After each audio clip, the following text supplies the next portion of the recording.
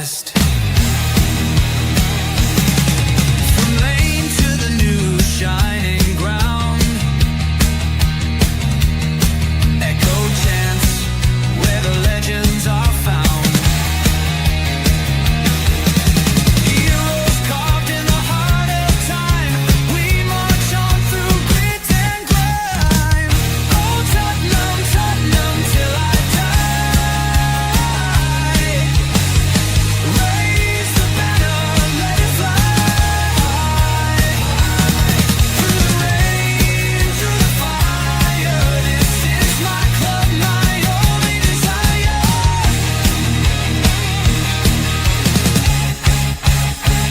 Oh Tottenham, Tottenham till I die. Raise the banner, let it fly. Through the rain, through the fire, this is my club, my only desire. Echoes of King and Greaves in the air. Every goal, the sound declares. Heartbeats pound like a drummer's song, marching forward fierce and strong. We're the ones who rise in the clash. Numbers running in a white shirt dash. History burns in the roaring crowd. Every game we scream it loud. I'm Tottenham, Tottenham till I die. Raise the banner, let it fly. Through the rain, through the fire, this is my club, my only desire.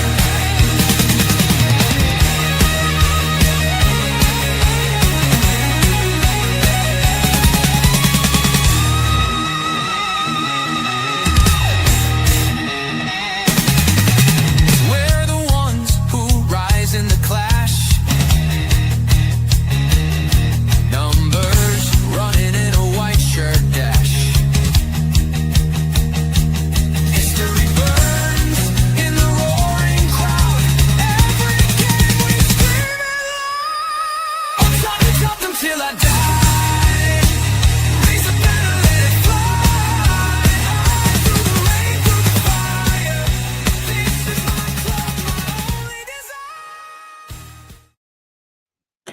Good evening, guys, and welcome to the final score. Yep, it's me, your boy Steve, and of course, right next to me is Big James. James, holy shit! Holy Yes! shit! We God have damn it, done we're it. going to Bilbao. We're going to Bilbao. It's set in Absolutely. stone. God damn it. I'm so happy, man. The interesting thing is I watched this, of course, I watched this at work too, right at the end of the day. Got all the work done, so I knew for a fact when 3 o'clock started, dude, I was going to sit there and watch this match. And yeah, okay, whatever the first half, but whatever. The second half was all that mattered. 2 goals that punches our ticket. Actually, it was Dominic Slinky that punched the ticket to Bilbao. Can't sleep on Big Dom. So here we are, man. Unbelievable. I'm absolutely buzzing, James. First and foremost, I can just see it through the screen, man. I can just see it through the screen. You're absolutely just flying high right now. It's like I mean, I should be in bed. I've got work in like 7 hours. I was like, there's no way on this planet right now I am shutting down and going to sleep. Yeah. It's not happening. Yeah. I'm going to be dragging my ass to work tomorrow, but I don't care because Spurs are in a European final, and we are gonna go out and lift that trophy. That trophy is coming home. Oh, good. Fuck yes. Fuck yes. It's coming back to the stadium.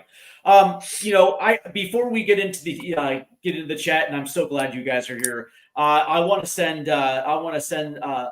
a big up to all the fans, all Tottenham Hotspur fans that had to sit through this shit show of a season, understanding that this was our last avenue for a trophy. And not only do you guys keep showing up week after week after week, but then also once we got out of the league play and we found out exactly what the knockout was all the way to this point, you guys continue to show up, and you know what? I just have so much love for the Tottenham Hotspur fan base right now, because we have withstood this shit show for long enough to a point where we finally are going to get our hands on this goddamn trophy. So you know what? Yeah. Big up to you guys. But the other person that I want to send another big up to is Ange Postecoglou himself. No manager in my recent memory can I ever had seen a manager that had this type of season with that much pressure going into one of the biggest matches of the season and coming out with a clean sheet and punching his ticket to Bilbao. This is, I don't know how you feel, man, but to me, I feel like this is a little bit of vindication for Ange Postecoglou. Oh, absolutely. I said it at full time and during the game a couple of times. Ange is the amount of shit that's been spoke about him, the constant speculation over his job. Yeah. He's got his head down. He's done the business. Yes, as league form has been his league form. So be it as about his league form. I'm not even talking about that. In Europe is where it matters. And what he's done is he's guided us to a major European final. And when you think about the season as a whole, yes, the league form has not been great, but the Carabao Cup semi-finalist, FA Cup, yeah, we could have probably gone a little bit further in that, but hey, that was the FA Cup, and now we're in the final of the Europa League. And I said it right start of the season. I fancied our chances in this league, in this competition. Yep. And when I saw, when the draw came out after the group phase, and I saw this thing, I was like, there's no one on that side that scares me. Nope. And there's no one on the other side that scares me. With even when Man United were like, yeah, but we'll get to the final and we'll beat you. I was like, yeah, but you haven't beaten us yet all season. So bring it on, Man United. Bring it on. Oh, yeah. Because we will do it once again. We will do it once again. And this is no disrespect to Colin, but you know what, man? Screw Man United. I could care less. Yeah. You know what I mean? They're just another team on the calendar. But let's go ahead and get into it. First and foremost, we're going to start with the man himself, Dermatron, right here. Bilbao, here we come. Watch out, Man United. You damn right, you better watch out. I don't care how many red cards you were gifted to get to the final. It's not going to happen in the final. And I'm saying that right now. Book it 3-0. 3-0 right now on the night. Clean sheet, and we're hoisting a trophy. 100%. Yep. We have Wayne Bonner here who says, good evening again, everyone. Hell of an evening, Coys. Absolutely, Wayne. Glad to have you along. Then we have Irwin. Hell yeah. Come on, you Spurs. He's on a beach somewhere, is Irwin. He's living life to the max on the beach. Listen to the watch along. Absolutely loving it, Erwin. Thanks for joining us in Final Score. I hope the weather is nice on the beach still for you. Yeah, beach. You gotta love life. Wade Bonner again. The Arsenal fans will go back into hiding or come out with excuses if we win. Yeah, It'll be. Oh, you've won the minnows of a second tier European Championship. It's nothing to be writing over around. Yeah. Look, Arsenal fans are going to hate. Arsenal fans can hate all they want. We showed them how to win and get to a final tonight. Yeah. Absolutely. And just before we carry on with the chat, Steve, before we kicked off, I asked my son. Dermo said, "Your son got it right in the first leg. He called the first leg score prediction. Go ask him what the second leg score prediction is going to be." He turned. I shouted up to him. He was laid in bed, getting ready to settle down. I shouted up to him. I said, "Look, what's the score going to be tonight?" He said, "Tottenham Spurs 2." And he says, "Who are we playing?" I says, "Bodo Glimt." He says, "Oh, they're never going to score, Dad. It's going to be 2-0 to Tottenham." And he called it. He's called both of the semi-final results. He's called them both. He's called them both right. I'm absolutely buzzing. I can't wait to tell him in the morning. But he got it right. He'll be over the moon, and I will be making sure he gives me a correct prediction for the final. Okay, kudos to the youngster, man. I think I might have had it 2-1, but regardless, it's all good. By the way, I'm enjoying these Arsenal tears. Yeah. So we have Wilton Mac. We have the Big Mac right here on the way to Bilbao. Tottenham are going to do it again. You damn right we are. Wayne Bonner checks in. So much for me getting any sleep tonight. Yeah, you and James have the same problem. The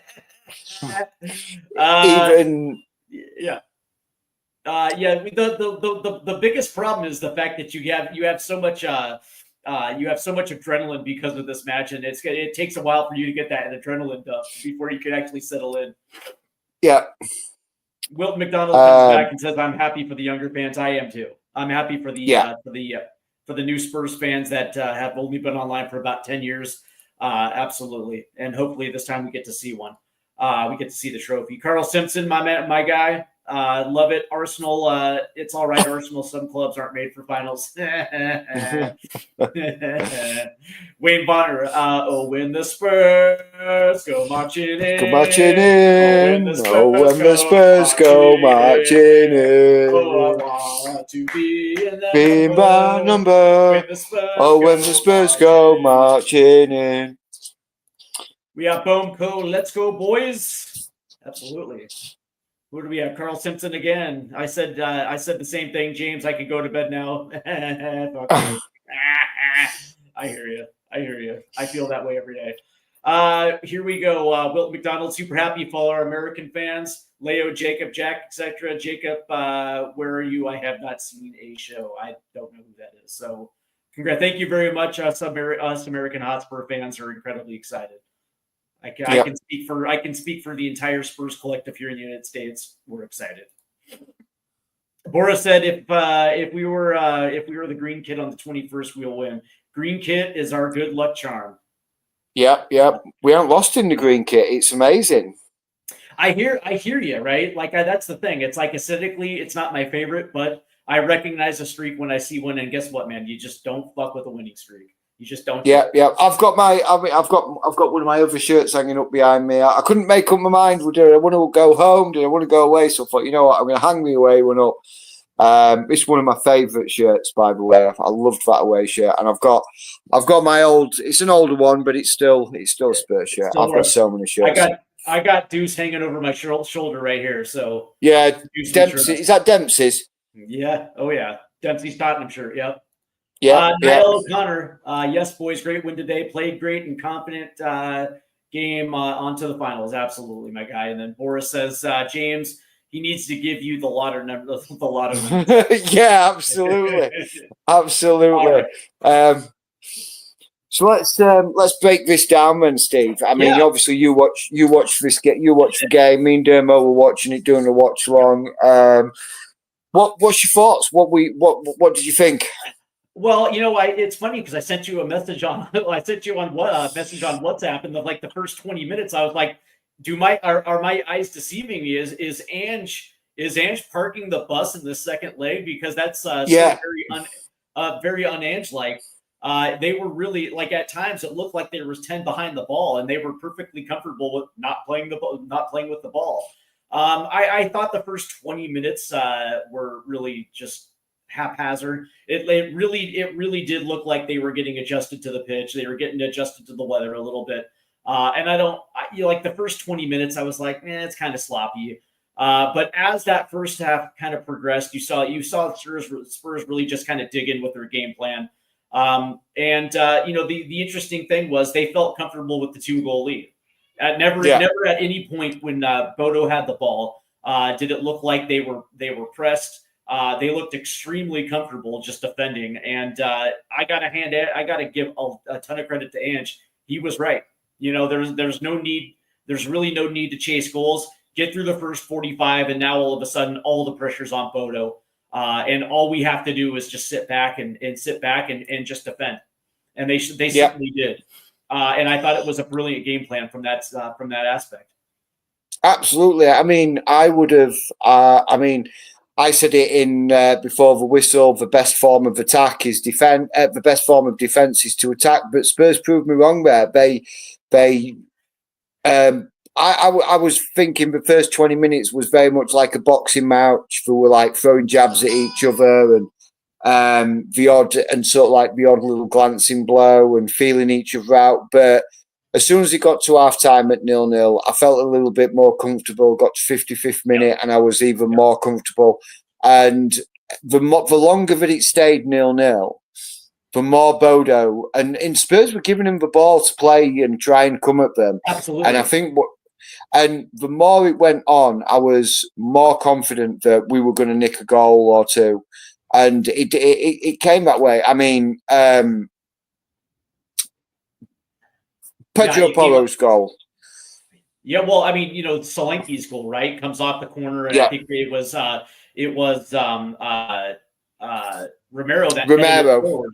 Yep, it was Yeah, Romero that headed it forward, and Dom Slinky, man. And by the way, is it me or is Dom Slinky heating up right at the right moment? Because now yeah, this, yeah. He's, I believe this is now the fourth straight European match where he scored, and tonight was just cleaning up a mess. In a perfect position off the, to corral that hitter from Romero, and he just slices it in. Quick funny story though, because as I was leaving work, Tom Slinky scored the goal, and I went absolutely batshit crazy, and 20 people turned around like, "What's up with this dude?" And I was like, "We are Tottenham, super Tottenham." And they were like, "Oh." I was like, "Oh yeah, it's over." I was like, "Dude, it's over." At that point, yeah, that's it. That's it. Like yeah. As soon as that goal went in, it was it. It was over, and there's no way Bodo's coming back. They're not scoring 4 to take this away from us. By the way, No, Boris checks in here. He says Bodo Glimt defender Josteen Gunderson on Tottenham. It's not the best team in the world in defense, with all due respect. And let me say, with all due respect, how many goals do you score today? Right? If we're not the greatest team in the world in defense, and in some respect, I can understand why he says that. How many goals do you score today? That would be yeah, and it was like all the comments. This one here, Bodo Glimt defender. Yep. Fredericks Schwold on the second leg versus Tottenham. I think their press will collapse pretty quickly. Then we can cause trouble. Cool. We didn't press you, and you still didn't cause us trouble. So it's cool. Yeah, cool story, like, bro. Cool story, bro. You know what I mean? Like that's awesome that you think that, right? But yeah, you're absolutely right, James. We didn't necessarily press them. We actually gave them the ball. And yeah, it's like outside of that first half attempt with the that ball that was whipped in that hit their striker, and he couldn't get a clean head on it. The only other like legit chance I saw came in the second half, as they were trying to ratchet up the pressure. I think they got one that hit off the crossbar, and I think that was it. I can't remember. No, it didn't. It didn't hit the crossbar. Vic punched it over. Oh, fair enough. Okay, yeah. Yeah, I thought it hit the so. But that being said, that was kind of it. Like I don't remember. They're imposing their will on our defense. No.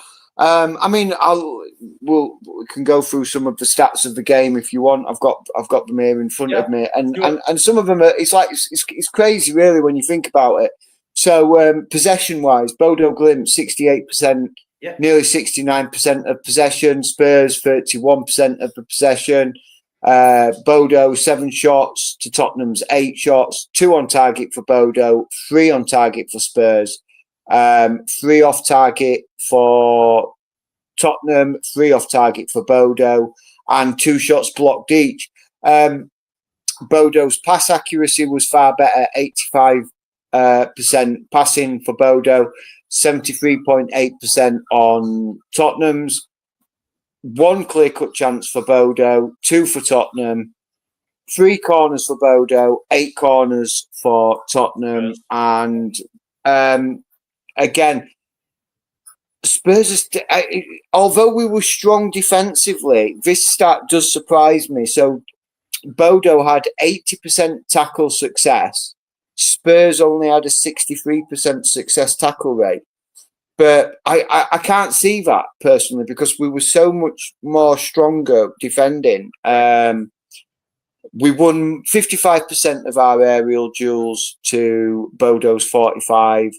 And 2 yellow cards for Tottenham, one for Bodo, with 10 fouls won for Bodo and 8 fouls won for Tottenham. I mean, look, stats aren't everything in games. Obviously, we got the big W today. The stats would say that Bodo should have got it and should have beaten us, but I think we were a lot more comfortable than what those stats. And I think, like I said, is that we gave Bodo the ball. Can I ask you this question? How many touches did we have inside their box? Let me have a look. 1 second. Yeah, just out of curiosity, because it proves my point that Spurs were able to get forward on will whenever they wanted. Yeah. Bear with me now. I'm just trying to find that. But that actual stat, I did have it at half time as well.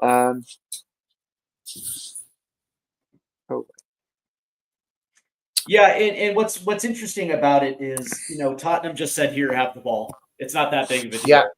And what was interesting about it is one of the things that I will say is that I actually thought Rodrigo Betancourt had a brilliant game today. That dude was camped in the passing. That dude was camped in the passing lane today. Bodo really couldn't get much success through the middle of the park. And I'll give, dude, here's the thing. It's like I'm all down the line as well too. I'll give credit where credit's due. Yves Bissouma had a pretty good game today as well too. Yeah, he did. And what was interesting about it is every time they tried to break, it was those two generally getting into the mix and popping up ball free, and all of a sudden we would get forward. Yeah.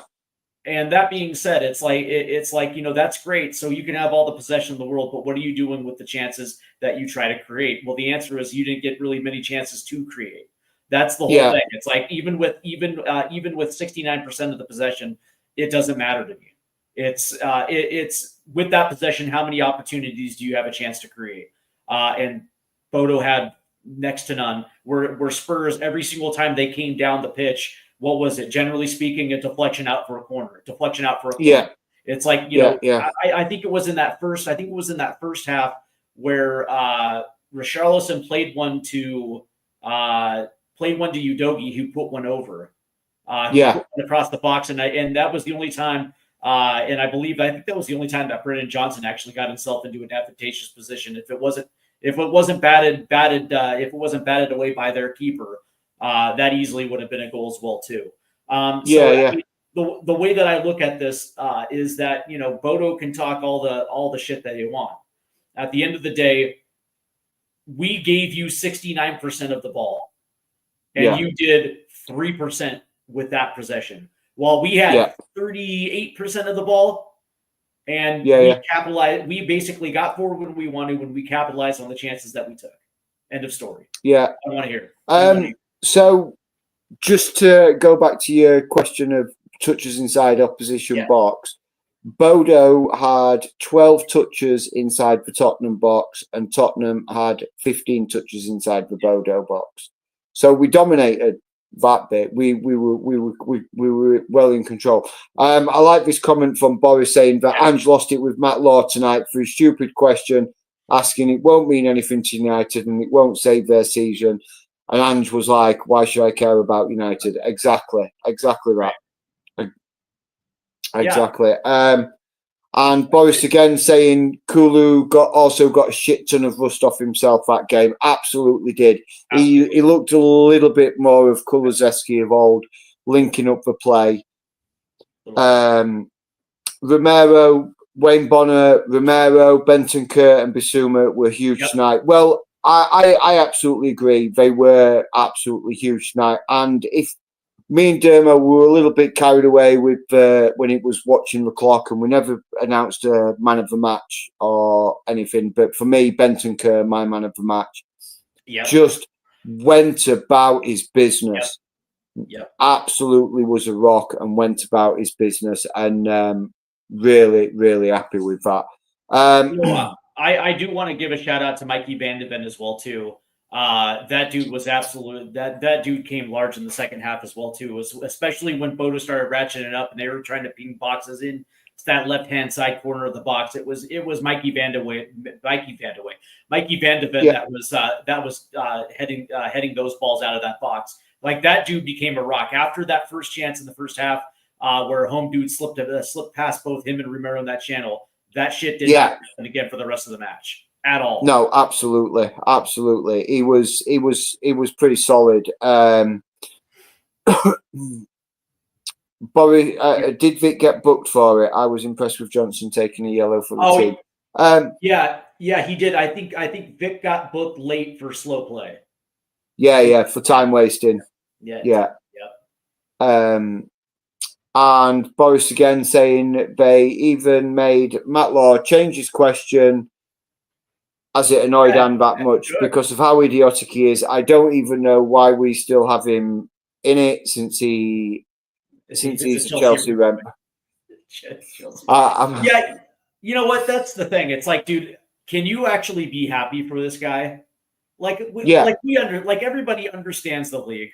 Like that, there's nothing to talk about. We understand it did not go to plan. A lot of that has to do with injury, but that being said, it didn't go to plan. But look at the way Spurs have rebounded in the second half to get to a European final. Can you actually give Ange credit and stop being an asshole asking questions about how important this is to Man United? No. How important it is to Tottenham Hotspur? Yeah, Because exactly. it's hugely important. I mean, I guess congratulations to Ruben Amorim, I guess. Whatever. But it's like, listen, man, it means more to us than it does them. We want it more than them. We deserve it more than them. Absolutely. We need to put years of hurt behind us more than them. Look, I'm pleased for Man United to get there. They've had a terrible season as well, but let's be honest, they've had a terrible season because they've been terrible.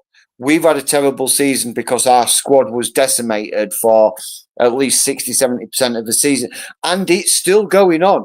We've lost two very influential players before the even start of this match.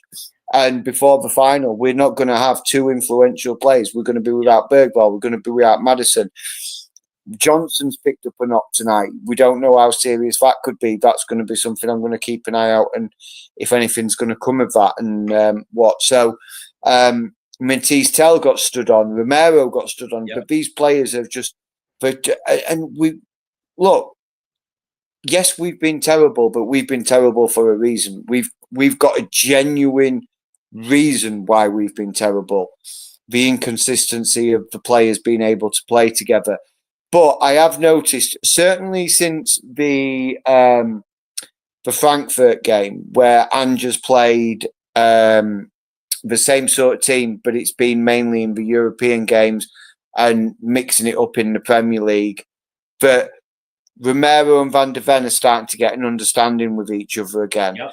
Udogie and Tell, or Udogie and Richarlison, starting to get a good understanding. Jed Spence and Tell, Jed Spence and Udogie, Jed Spence and Richarlison, and then down the right hand side, Johnson with Kulu, or Porro with Kulu, or Porro with Johnson. They're starting to build up that connection again. They're starting to understand Dom's runs and what Dom's doing. Yep. And Madders was starting to get connected again and start showing. And again, it's been disrupted. But it's a phenomenal amount of work that the boys have dug deep in Europe, and they've really, really produced a massive result.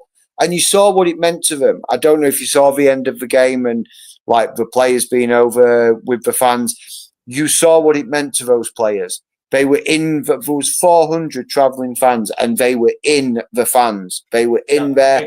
They were celebrating. And it was just like... Big up to those traveling fans, by the way, that took time off of work, that paid the premium to go to northern Norway to watch the Spurs team punch their ticket. I have nothing but love and respect for those 400 Tottenham fans that made that trek. And I like the fact that the team went over there and did that. Because you know what, it for tonight at least, it erases everything that's happened this season. 100%. Absolutely. And I actually have to tip my hat to the club, like we said it in the watch along. I tip my hat to the club for every one of those fans that went to that game. The club gave them a scarf.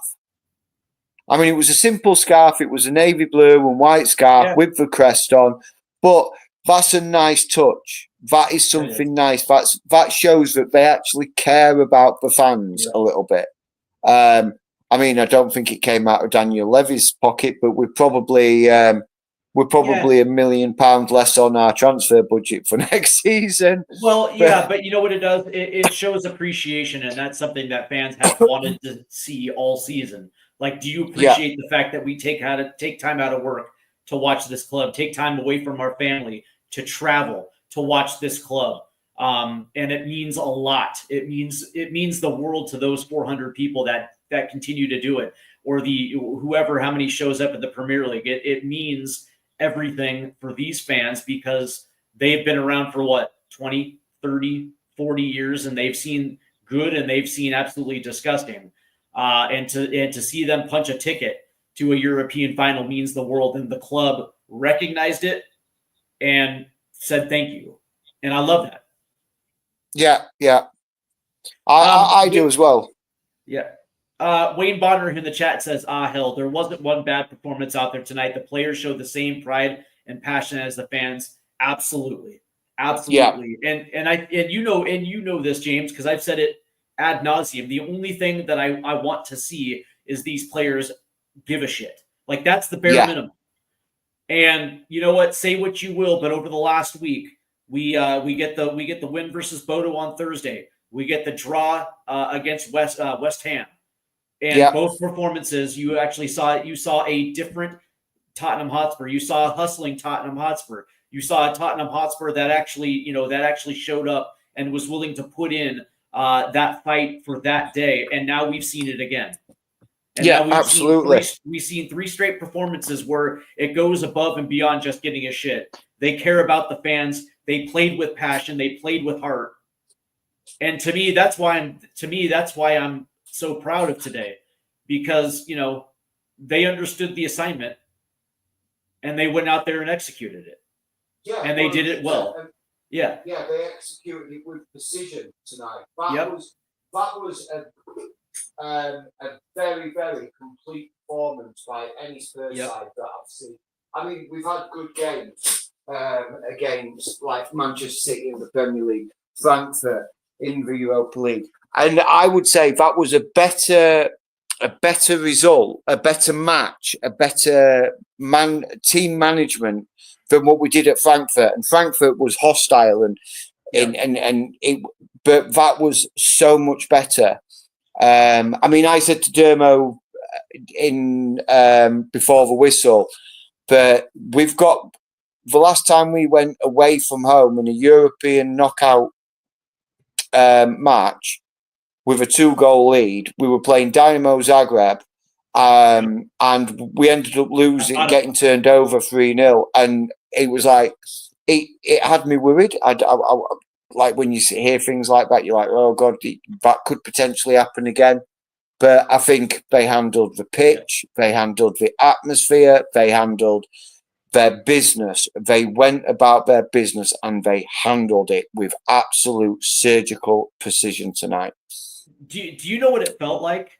It felt like they walked in there expecting to win. When have we seen that this year, where they stepped on the pitch confident, knowing that they're going to leave winners? You know what I mean? Like it feels like it's very far and few between the season. Yeah, I think probably the only time I would sort of say that was probably or Southampton at home, when we turned them over. Was both it at home or was it? Both of them. They where they looked like, we've got this. We've got this. So it has been few and far between. But like I say, that's what impressed me so much about tonight, is like how they handled the business. They handled it like brilliantly, and I was just so pleased. I'm pleased for the fans. I'm pleased for the fans who went to the game, because they're going to be buzzing. If they're staying in Norway tonight, they are going to be party central.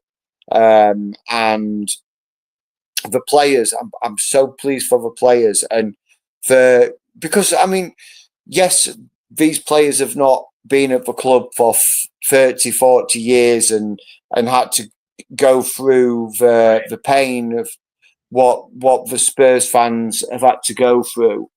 But there was pressure. There was definitely pressure on them tonight, and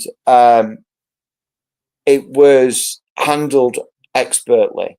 And like I say, I'm over the moon. I'm not going to stop talking. I'm just like, tell me to shut up, because I'm just like rambling, because I'm just like, I'm on cloud 9. Well, the interesting thing is that this game kind of started sloppy, in my opinion, and I think a lot of that had to do with the plastic pitch. I think a lot of it had to do with the freezing rain that was coming down, Yeah. I don't think the crowd or the environment rattled them at all. I just think it was there was an adjustment period for like the first 10 to 20 minutes, but as soon as that got out of the way, they really just buckled down and focused on their game plan, and it ended up playing to perfection. Quickly, before we get into player ratings real quick and our man of the match, how did you feel about Richarlison on the left again? I got to be honest with you, I wasn't a big fan of it. No, the thing is because I understand it, right? Because it's like there's certain times where he'll run forward, and then you have basically a two striker at the top of the box, right? Especially when they're resetting over to the right to Pedro Porro. Now he has two targets to being in the box. I understand that. But 1v1 in possession on the left, he just looked, I don't know, man. He just looked a little sloppy again tonight. I don't know. Yeah. I mean, I look, Richarlison's problem when you play Richarlison out on the left is his natural inclination is to come into the middle.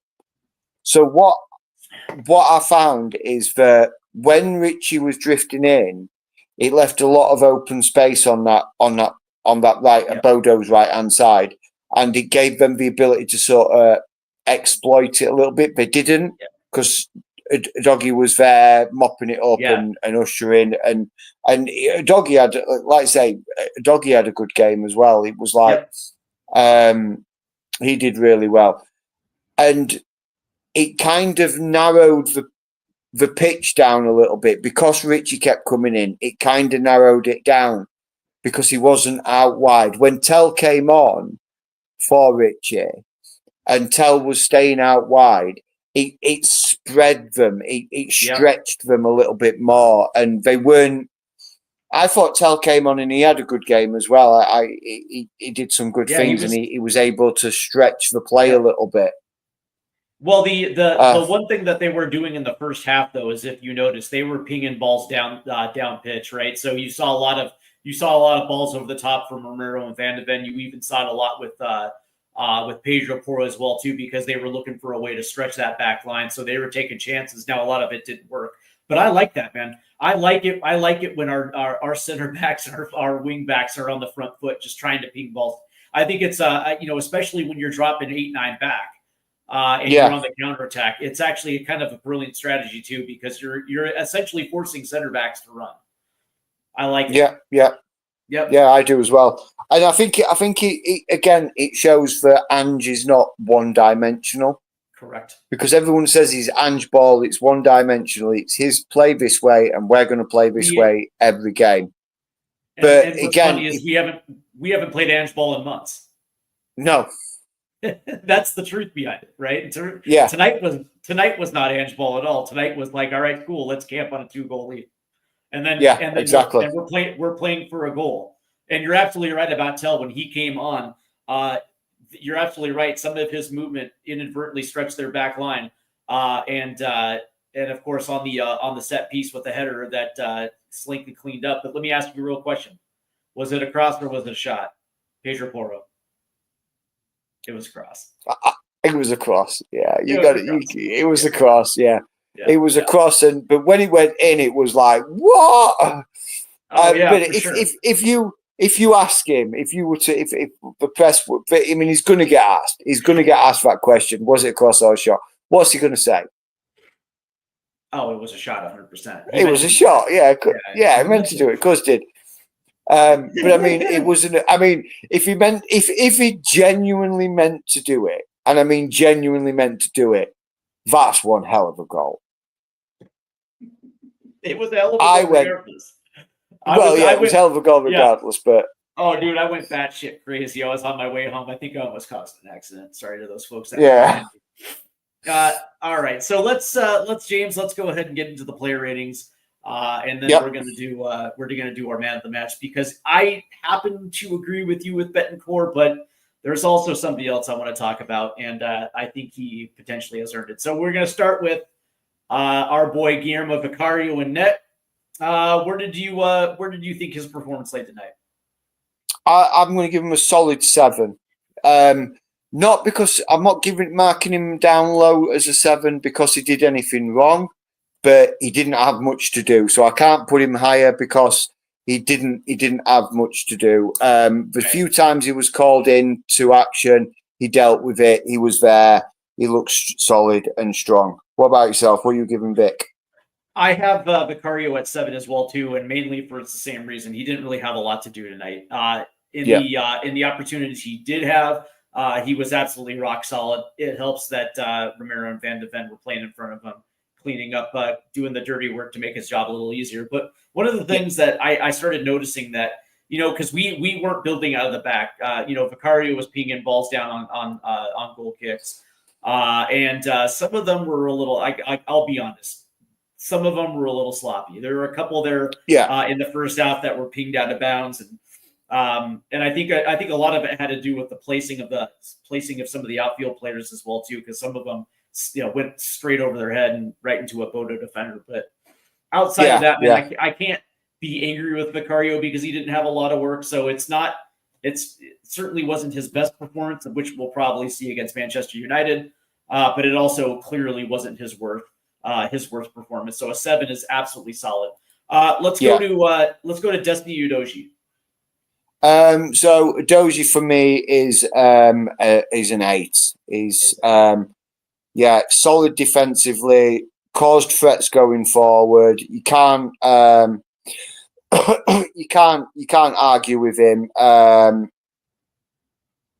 You can't argue with it. I would like to give him more, but I'm saving the 9s and maybe possibly a 10 in there for a certain player. But to me, absolutely first class by a doggy. What about you? What are you giving a doggy? Before I do that, let's hear from Shamu Van de Vu. Bodo were better at White Hart Lane. The first time around, only 2 players who were asked for me today was Johnson and Kulu. Kulu especially looks so off the pace, but he's also building back, so you got to give that dude a little slack. I like the sloppy challenge from Brendan Johnson tonight. That slide that got him the yellow. You know what I mean? At least he's trying to get into the game, which is a far cry from his usual performance, but I digress. I had Udoji at 7.5 today.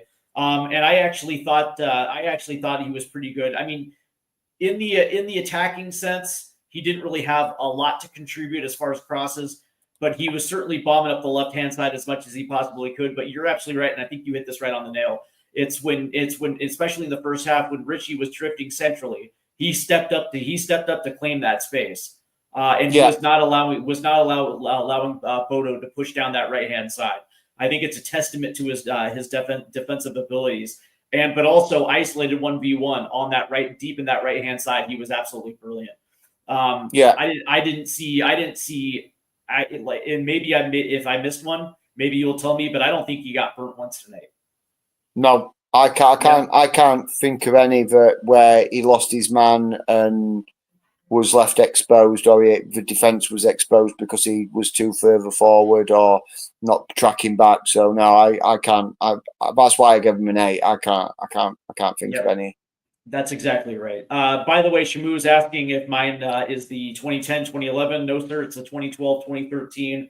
Just like that Clint Dempsey shirt that's on my wall. I always got to rep the big man over there. All right, let's turn to Mikey Van de Ven. Mickey, I'm going to give him an 8.5 for me. He just phenomenal. Apart from the one time where he let the player slip between the channel between him and Romero. Flawless sort of match from Mickey, again, cleaning up, using his speed, using his strength. Good all-round solid performance. So an 8.5 for me. And the only reason why he doesn't get a 9 is because of that that one time where that play got between him. That's the only reason why I didn't give him a 9. I also gave him an 8.5 as well too. And by the way, on that header in the, I believe it was the first half, Romero peeled off of him as he was darting through that channel. Romero peeled off him because he's got to cover the near post, right? So it left, and it left Van de Ven 1v1. But the problem is like Van de Ven was just a step too late, right? He saw him, but he was a step too late, which is why Home Dude got a clean head on him. But that being said, it goes out. But since that point, Van de Ven was brilliant. I thought his passes looked clean on that pitch. He had no trouble getting forward as well too. And I'll tell you what, especially in that second half when everybody was Bodo was ratcheting up that pressure and starting to ping balls in that box, Mikey Van de Ven was the first guy to clear that all the way out. I thought his performance tonight was pretty brilliant. Christian Romero. 9 for me from Romero. Defensively, absolutely sound. Again, probably could have given him a 9.5. But because of the same reason why I marked Van de Ven down half a mark, I've marked Romero down half a mark. But he holds on to the 9 purely on the assist, rising big, getting the head in. To set Big Dom up for the goal. But I think when Romero and Van de Ven play together and they're fit and they're on song, there's no better centre back pairing in Premier League for me. Which is also why you can't sell Christian Romero this summer. I'm sorry. No. I don't think he'll. I don't think they'll sell him. I think if they get to the Champions League. When we win the Europa League and we're in the Champions League, I think Romero will be like, you know what, we're in the Champions League. We're in the Champions League. Absolutely, Shamu. I don't think so either. See, that's the thing is I think Van de Ven and Romero are 1A, 1B today.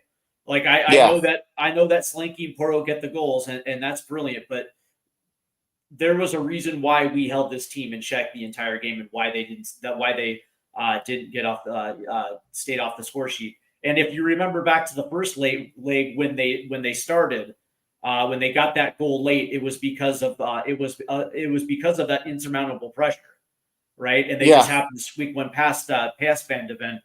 This time around, that wasn't happening this time around. And I like their resilience and their ability to get back. I'm 100% agree with you. In the first leg, hadn't Romero gone off when they scored as well? And Danso would come on. Tiny Danso would come on, I think. Maybe. I think you might be right. I have to go back and check it. But you're absolutely right. And these are the type of performances that remind you just how good those two are. And if we do happen to hoist the Europa League trophy, those two are going to be one of the biggest factors of why we did it. Let's turn our attention to. Oh, and by the way, and my rating for him was a 9, and it was on top of everything you just said. But yeah, it was the header that it was the header off that set piece that was headed down brilliantly to Slinky, who finished it. Not only is he one of the best defenders in the Premier League, if not the world, but he's also vital on set pieces for our attack as well too. You just can't deny it. Absolutely. Pedro Porro. 9.5 for me. The goals, whether it was a cross, whether it was a shot, whichever it may be, but he was he was everything down that right-hand side. He worked for space. He got forward. He got back. When he got forward, he was an active threat, getting balls into the box.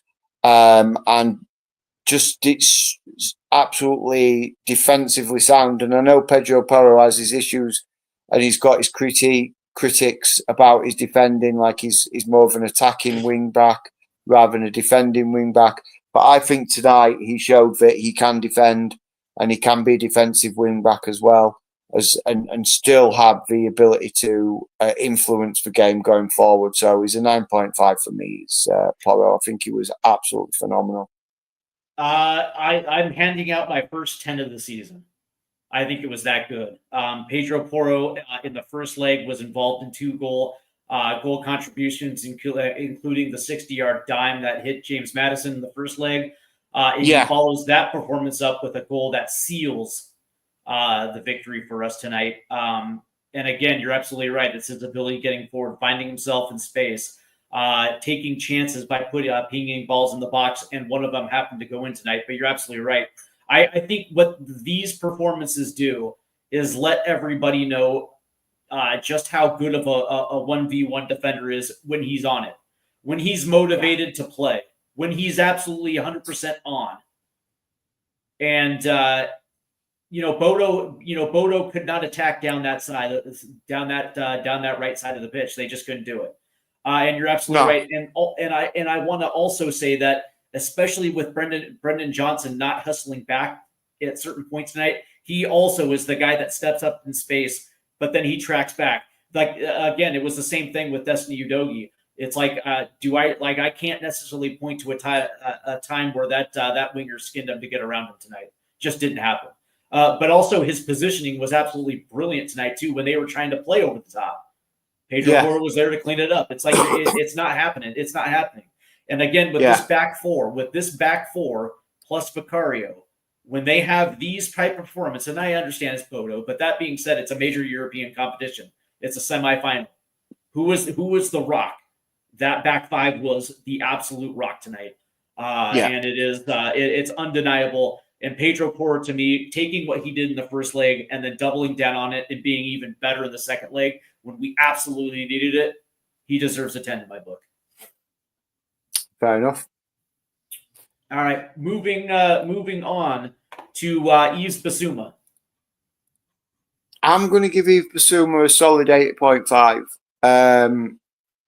A couple of sloppy passes and a couple of sloppy challenges is what only thing that keeps his mark at an 8.5 and not me giving him a 9. But overall play, overall involvement in the game, I think he did what was asked of him. Made some good interceptions, made some good defense. It was good defensively.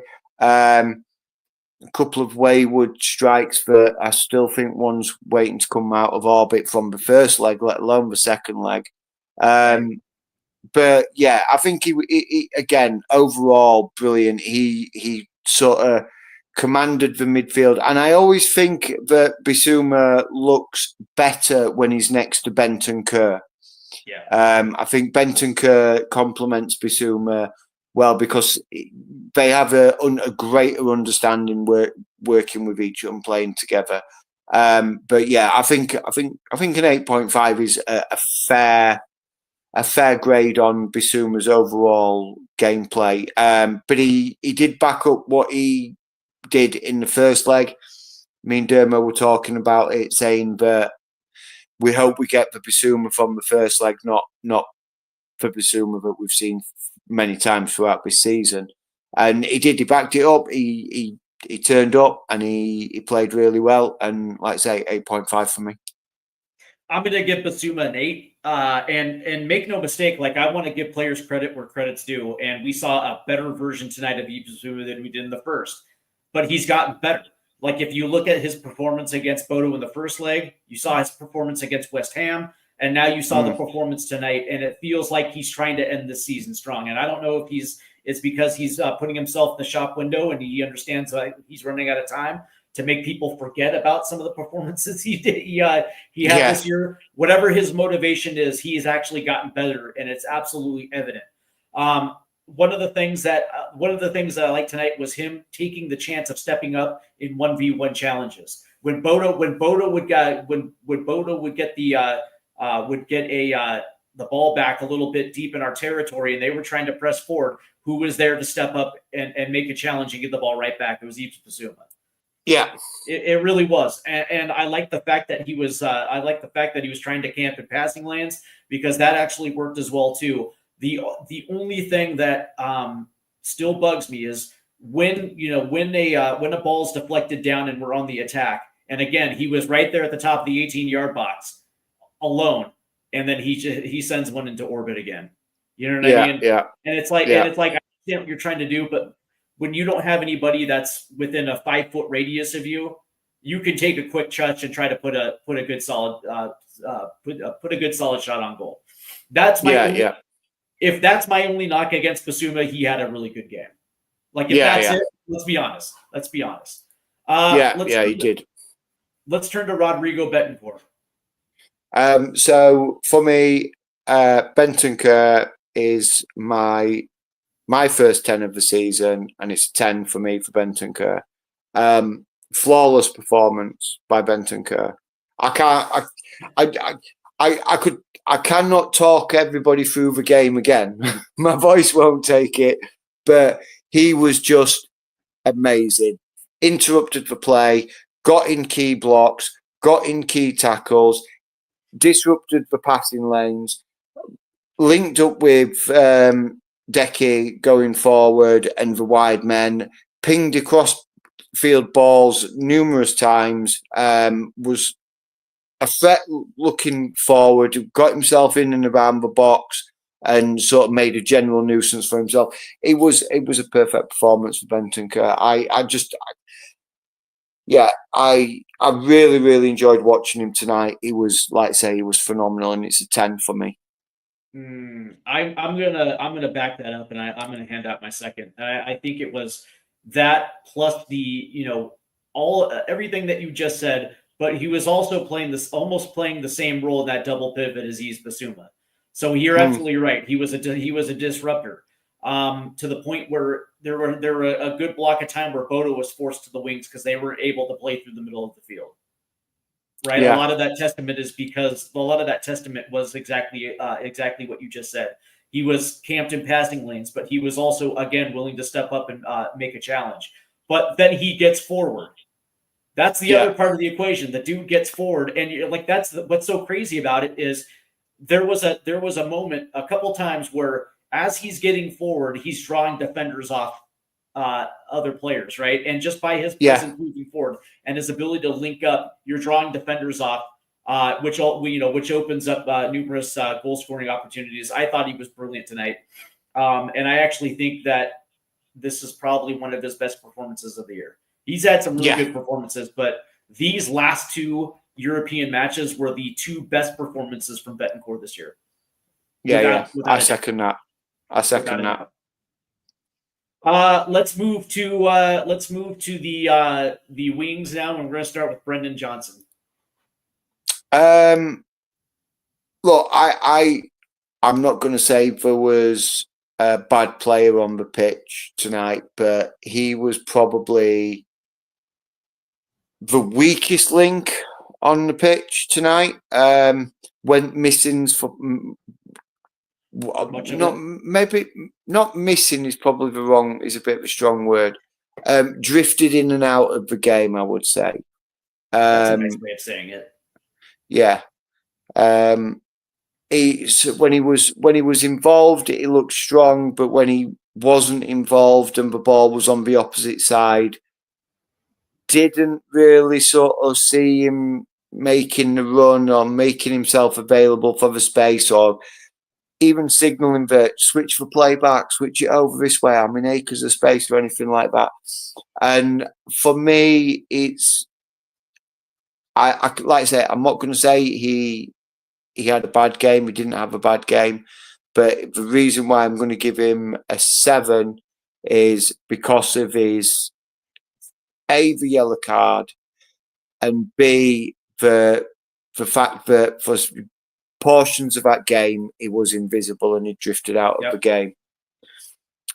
So I hate to do it to him and sort of like say give any kind of negativity in that performance, because I'm not about the negativity.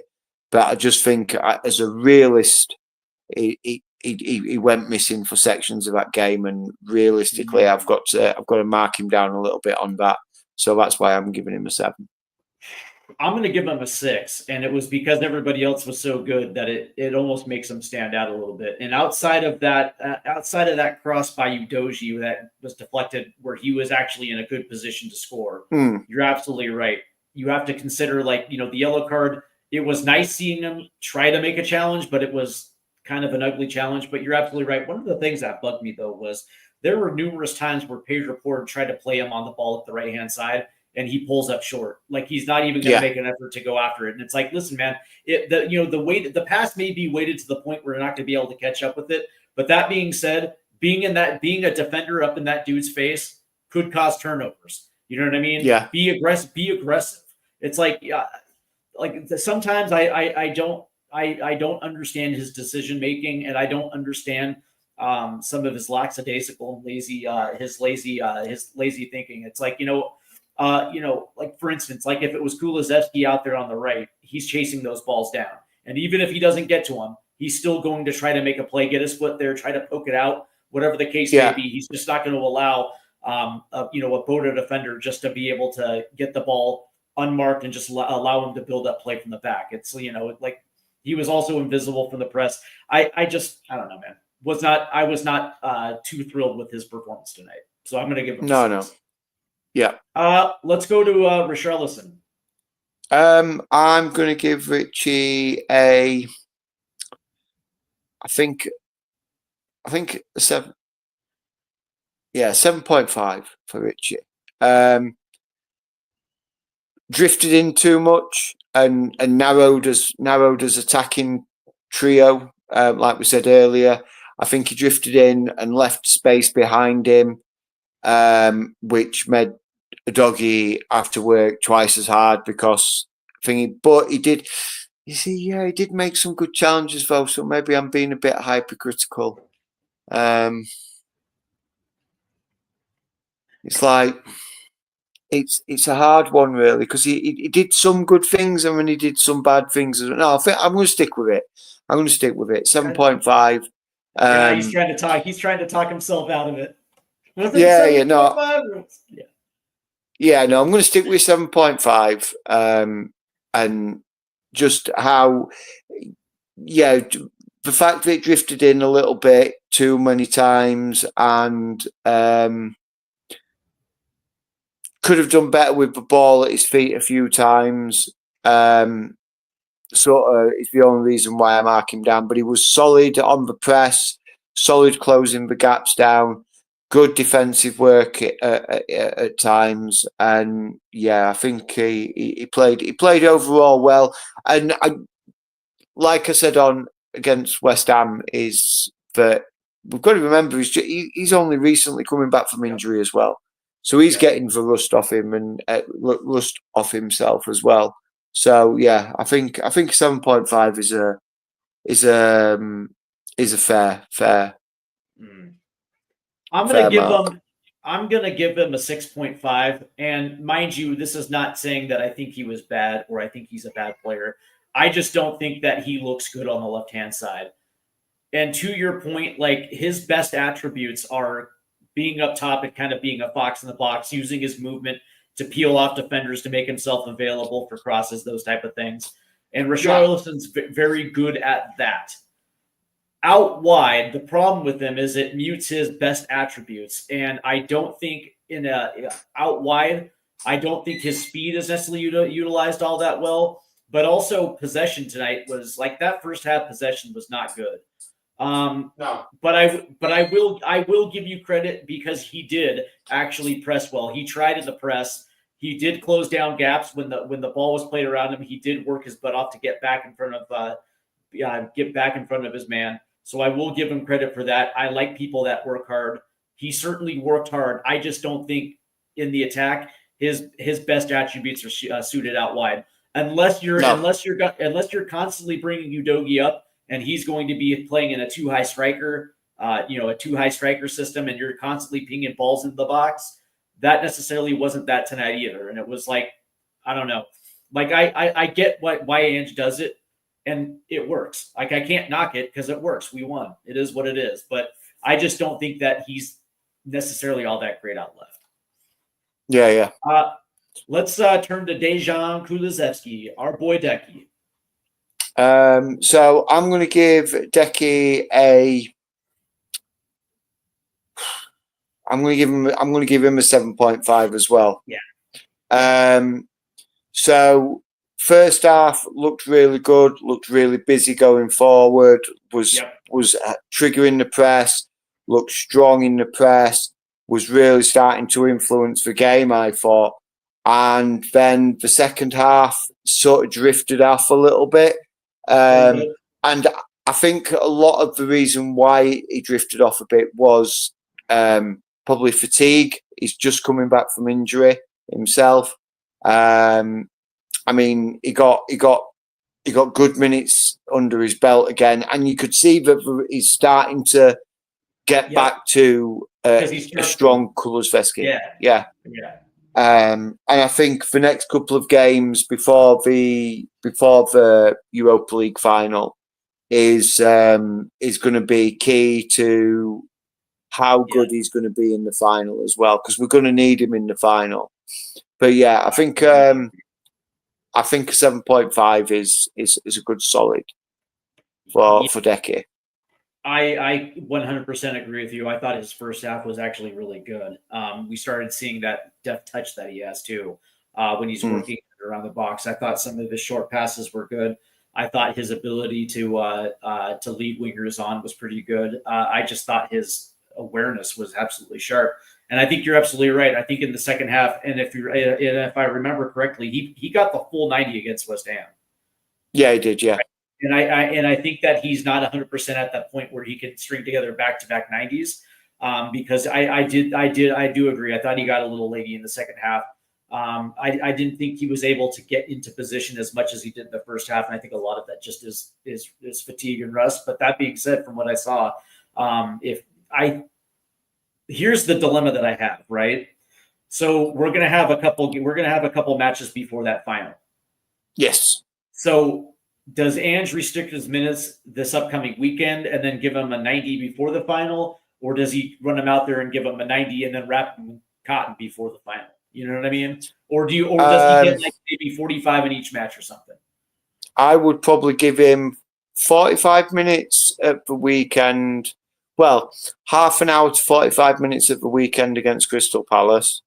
And then against Aston Villa, I would probably look to give him 50, 60 minutes. And then pull him and then let him rest, then up for the final. And I think that'll be good sort of minutes to help him get his match sharpness really back up.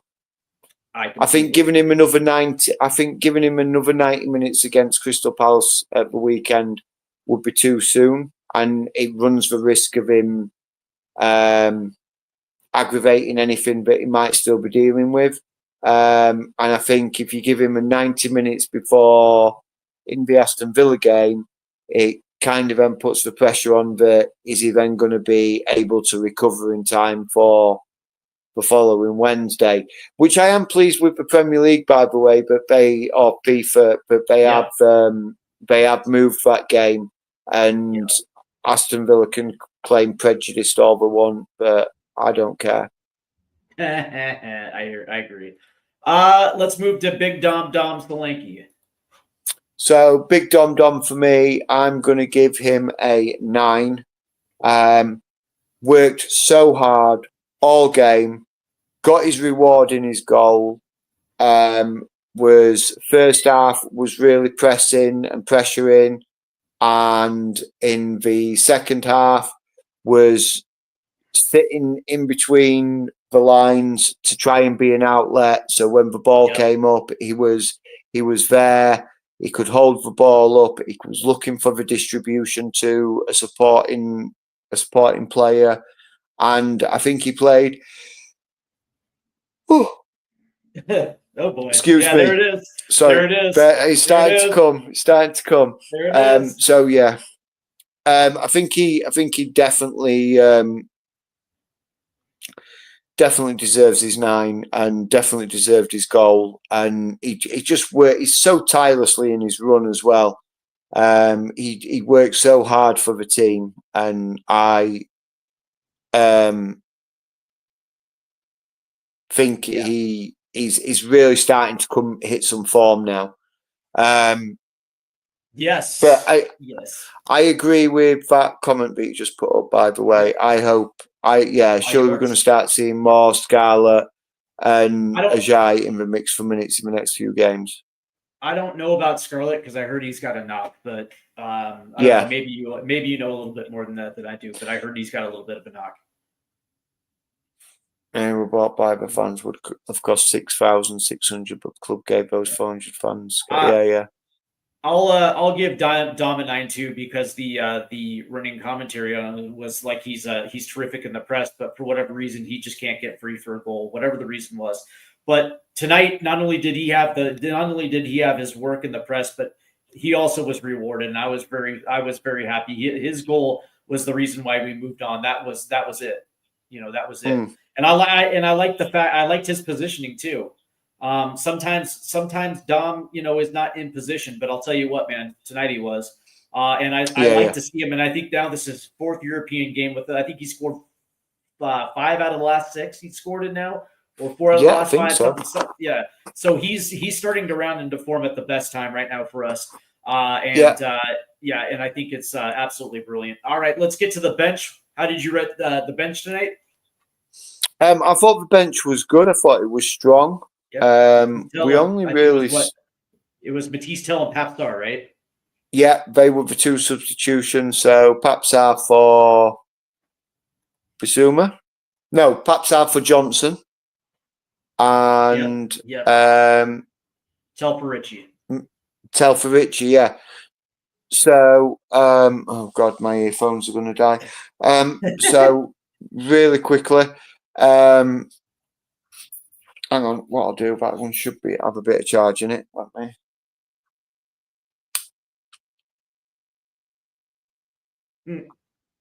Yeah, there we go. Just swap one out, put one back in the pod, charge it, and this one should have some charge in it. I know how you mean. I know how you feel. So, yeah, Papsar, I think he did really well when he came on. I'm going to give Papsar a 7.5. Really well. Came into the game really well. Didn't take him very long to get up to speed of the game and to understand the game. Really, really well. And I'm going to give Tell a 8.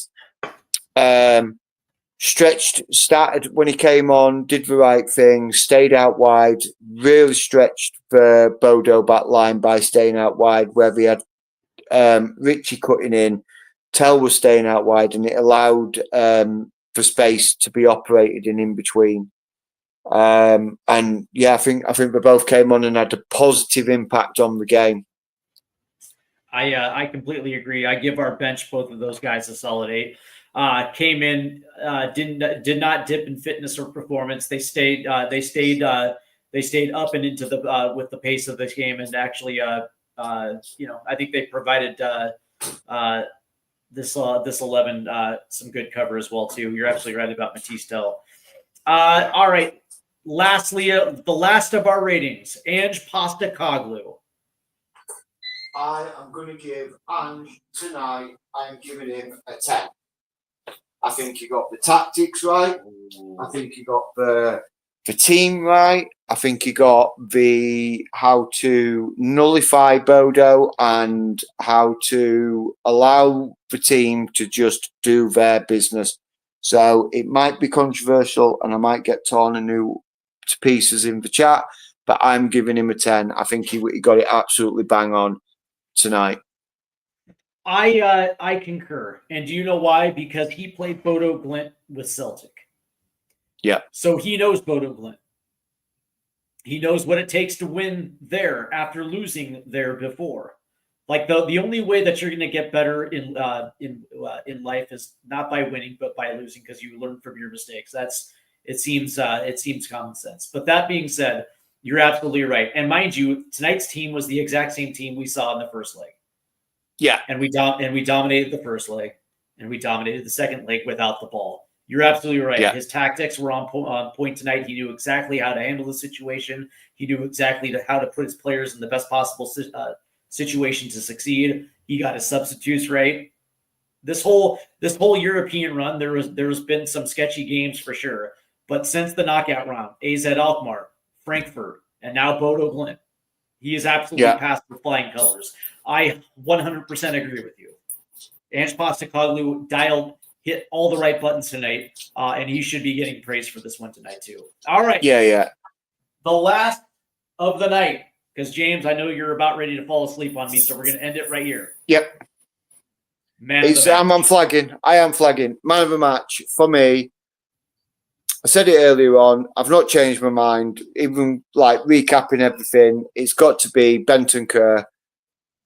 He was just phenomenal. I don't think there was a better player out there. Yes, he didn't score any goals. Yes, he didn't assist anything. But I think without the general there, I think we could have been in it could have been a different game. I just think he played phenomenal, and I can't think of any mistake he made tonight. So he is my man of the match, and I think it was probably one of his best performances of the season so far. I would have given a man of the match if it wasn't for Pedro Porro. And I gave him a man of the match in the first leg as well, too, because I thought he was brilliant, but I thought he just played better tonight. He took that performance in the first leg and kind of doubled down on it. Not only did Pedro get the goal, but I thought just defensively he was brilliant tonight. I thought his movements moving forward, the balls he tried to ping over the top were good, but I also think his set piece corner taking tonight was actually really good as well too. Correct me if I'm wrong. He was on the corner where he hit Romero that led to the Solanke goal. Correct? Yeah, it was. Yeah. I just think that's the thing. It's like I totally understand what you're saying with Betancourt, but I just thought Porro was just a tick a little bit better. But that being said, it's like when you have dual 10s on the field, it's actually a good problem to have. Yeah.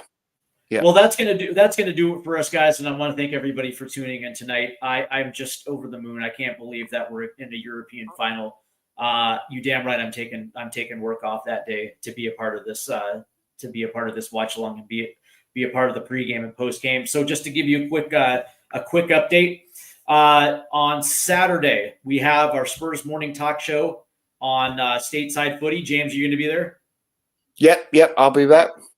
Perfect. And then, of course, Saturday night, we have the MLS match of the week. We have the MLS watch along. The Columbus Crew will be taking on the Philadelphia Union. That's also going to be on Stateside Footy as well, too, which you can also see here on the THFC TWD. And that's going to be an absolute banger of a match. I'm looking forward to that one. And then on Sunday, of course, we got you covered for the matches as well too against Crystal Palace. We have the pre-match build-up, we have the watch along, we have the final score as well too. So this whole weekend, man, we got you covered. I'm looking forward to it too, and I'm going to celebrate tonight's win until Sunday, until we play Crystal Palace, because it's another opportunity for us to go out there and get a W, James. So we can celebrate this one as we should, but we also have another opportunity right in front of us to double down on that. So, James, any last words, my guy? Other than it's been an absolutely amazing night. I hope everybody is really enjoyed. I've loved every minute of tonight. Don't forget on Sunday as well, we've got Dermo down at Crystal Palace. So if anybody's going down to the game, he's flying over tomorrow. Hopefully he's getting some sleep now.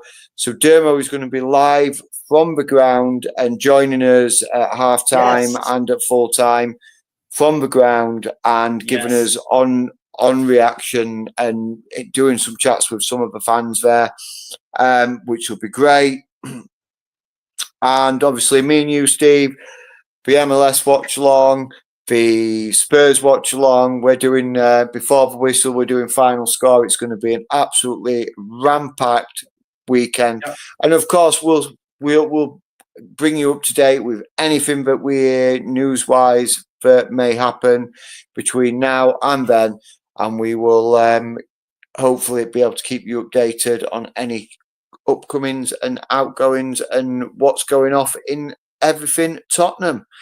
But for me, I would like to say thank you very much, Steve, for tonight. Thanks for joining me on this. It's been a pleasure.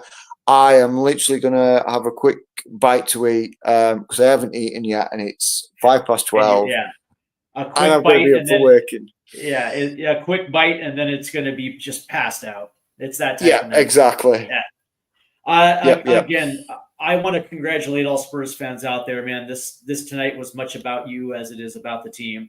And it's well earned and it's well deserved. And I'm glad that Tottenham Hotspur Nation, all of us, can enjoy this one tonight because it's it's rare. These things don't come every single year, and so when we get there, everything that's happened prior to this, just throw that away. The only thing that matters is the Sunday at Crystal Palace, and then our final in Bilbao. That's it. And so until Sunday, well, in our case, Saturday as well too. I hope you guys have a great evening. Come on, you Spurs. Come on, you Spurs. Have a great night, guys.